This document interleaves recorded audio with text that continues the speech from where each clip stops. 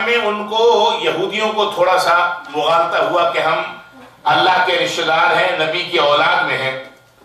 بدقسمتی ایسی ہے کہ امت محمدیہ کے افراد کو بھی اس مسئلہ شفاعت سے تھوڑا سا انہوں نے خود دھوکہ کھایا۔ جیسے حضور علیہ الصلوۃ والسلام ہماری شفاعت فرما دیں گے، اللہ بڑا غفور الرحیم ہے، یہ دو باتیں ہم بہت سنتے ہیں۔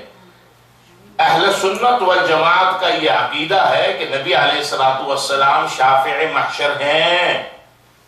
یہ عقیدہ اور ایمان ہے، اس میں کوئی کلام نہیں ہے، اور اللہ تعالیٰ غفور الرحیم اور رحمان الرحیم ہے۔ لیکن قرآن کریم جہاں ایمان کا ذکر کرتا ہے ساتھ ساتھ عمل صالح کا ذکر کرتا ہے۔ کیوں؟ نبی علیہ الصلوۃ والسلام بہت سے لوگوں کو اپنی امت کے جہنم میں بھی داخل ہونے دیں گے، اور جہنم میں ان کو سزا جب ہو رہی ہوگی اس کے بعد آپ کی شفاعت آپ فرمائیں گے۔ یہ بھی اپنی جگہ احادیث میں اور قرآن مجید کے اندر یہ موجود ہے۔ شفاعت ضرور فرمائیں گے، لیکن کسی فاسق فاجر، یہ بھی حضور نے فرمایا کہ شفاعتی لأہل الکبائر، یہ نبی علیہ الصلوۃ والسلام نے فرمایا ہے۔ لیکن ایک شخص ہاتھ پہ ہاتھ دھر کے بیٹھا رہے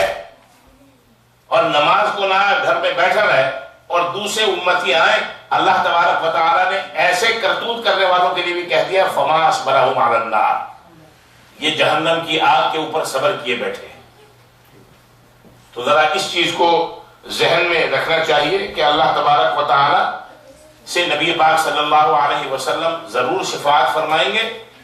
لیکن ایسوں کی بھی شفاعت فرمائیں گے جو جہنم میں جل رہے ہوں گے، جا چکے ہوں گے۔ تو بھئی جہنم میں جلنا ضروری ہے، یہ ذہن میں رکھنا چاہیے۔ اللہ فرماتے ہیں وَاتَّقُوا يَوْمًا، اس دن سے بچ جاؤ، لَا تَجْزِي نَفْسٌ عَن نَفْسٍ شَيْئًا، نہ بدلہ بنے گا کوئی شخص کسی دوسرے شخص کے بدلے میں، وَلَا يُقْبَلُ مِنْهَا شَفَاعَةٌ، اور نہ کوئی سفارش قبول کی جائے گی، وَلَا يُؤْخَذُ مِنْهَا عَدْلٌ، اور نہ کوئی معاوضہ یا تاوان لیا جائے گا، وَلَا هُمْ يُنصَرُونَ، اور نہ ان کی کوئی مدد کی جا سکے گی۔ اس دن سے ڈر جاؤ، بچ جاؤ۔ وَإِذْ نَجَّيْنَاكُمْ مِنْ آلِ فِرْعَوْنَ، وَإِذْ نَجَّيْنَاكُمْ مِنْ آلِ فِرْعَوْنَ، وَإِذْ، اللہ تعالیٰ فرما رہے ہیں اس وقت کو بھی یاد کرو، بنی اسرائیل کے، اور یہ ذہن میں رکھیں بنی اسرائیل کے اوپر انعامات مفصلہ کا بیان ہو رہا ہے۔ کم و بیش 10 انعامات ہیں جن کو اللہ تبارک و تعالیٰ تفصیل کے ساتھ گنوا رہے ہیں۔ اس میں ایک یہ بھی ہے وَإِذْ نَجَّيْنَاكُمْ، وَإِذْ، اور اس وقت کو یاد کرو، نَجَّيْنَاكُمْ، جب ہم نے تمہیں نجات دی، تمہیں بچایا، من آل فرعون، فرعونیوں سے، یسومونکم، وہ تمہیں دکھ دیتے تھے، سوء العذاب، طرح طرح کے عذاب، برا عذاب، اس کا ترجمہ یوں کرے طرح طرح کے عذاب سے۔ یذبحون ابناءکم، تمہارے بچوں کو ذبح کرتے تھے، ویستحیون نساءکم، اور تمہاری عورتوں کو چھوڑ دیتے تھے، لڑکیوں کو چھوڑ دیتے تھے۔ وفی ذالکم بلاء من ربکم عظیم، اور اس بات میں تمہارے رب کی طرف سے تمہارے لیے بڑی آزمائش تھی۔ کیسے کہ سوء العذاب جو لفظ یہاں آیا ہے، اس کا لفظی ترجمہ ہے برا عذاب، اور اس کا مناسب ترجمہ یہ ہے کہ طرح طرح کے عذاب۔ فرعونیوں نے بنی اسرائیل کو اپنا غلام بنا کے رکھا ہوا تھا،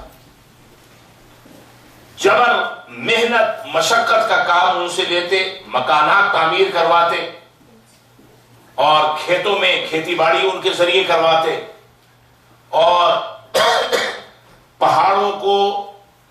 توڑنے کا کام، نہروں کو کھدوانے کا کام، اور سڑکوں کو بنانے کا جیسا مشقت والا کام اور تکلیف دہ کام ان سے لیتے تھے بطور غلام، ایسے کام ان سے لیتے تھے۔ اور کمزور، ذرا سا بھی کوئی کام میں کمزور پڑتا، اس کی بے تحاشا اس کے اوپر جو ہے وہ عذاب اپنا مسلط کرتے تھے، کوڑوں سے ان کو مارا جاتا، کھانے کو کچھ نہ دیا جاتا، اور دیا بھی جاتا تو بہت کم، بس اتنا کہ ان کا جسم کے ساتھ رشتہ برقرار رہے۔ مختلف قسم کے عذاب اور تکالیف اور سزائیں انہوں نے بنا رکھی تھی ان کے لیے، بنی اسرائیل کے لیے۔ اللہ تبارک و تعالیٰ فرماتے ہیں کہ اے بنی اسرائیل، تمہارے اوپر فرعونی کیسے کیسے عذاب اور کیسی کیسی سزائیں تمہیں دے رہے تھے، کیسی کیسی پریشانیوں میں تم کو مسلط کیا ہوا تھا، اور سب سے بڑا تمہارے لیے جو تکلیف دہ عذاب تھا وہ یہ تھا یذبحون ابناءکم، تمہارے گھر کوئی چاند جیسا معصوم چھوٹا موٹا گول مٹول سا بیٹا پیدا ہوتا، فرعونی اس کو لے لیتے اور اس کی گردن سر سے دھڑ سے جدا کر دیتے۔ 90,000 سے زیادہ بچوں کو فرعونیوں نے قتل کیا، اور ایک وقت ایسا آ گیا، کیونکہ یہ سارا چھوٹا موٹا کام جو ہے اور مشقت کا کام یہ سارے بنی اسرائیل سے لیا جاتا تھا، کہ لوگوں کے کام کرنے والوں کی قلت پڑ گئی، تو پھر انہوں نے یہ طریقہ کار اختیار کیا کہ ایک سال جو بچے پیدا ہوں ان کو رہنے دیا جائے، اور دوسرے سال جو بچے پیدا ہوں ان کو ذبح کیا جائے۔ ایک سال بچے پیدا ہوں ان کو رہنے دیا جائے زندہ۔ تو عجیب بات یہ ہے کہ جس